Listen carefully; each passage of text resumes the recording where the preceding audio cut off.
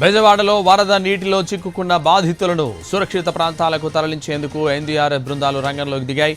పంజాబ్ నుంచి గన్నవరానికి రెస్క్యూ బృందాలు చేరుకున్నాయి.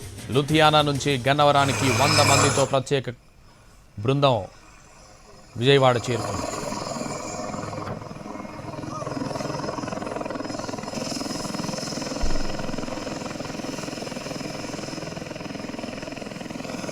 బెజవాడలో వరద నీటిలో చిక్కుకున్న బాధితులను సురక్షిత ప్రాంతాలకు తరలించేందుకు ఎన్డీఆర్ఎఫ్ బృందాలు రంగంలోకి దిగాయి.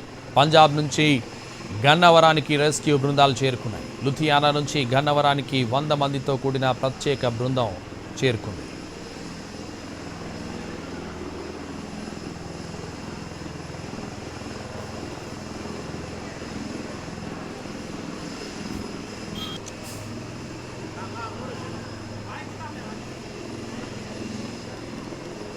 బెజవాడలో వరద నీటిలో చిక్కుకున్న బాధితులను సురక్షిత ప్రాంతాలకు తరలించేందుకు ఎన్డీఆర్ఎఫ్ బృందాలు రంగంలోకి దిగాయి. ఇప్పటికే బాధితులకు పునరావాస కేంద్రాలు కూడా తరలించారు. అక్కడ వారికి ఆహారం కూడా అందించేందుకు అన్ని ఏర్పాట్లు సిద్ధం చేశారు.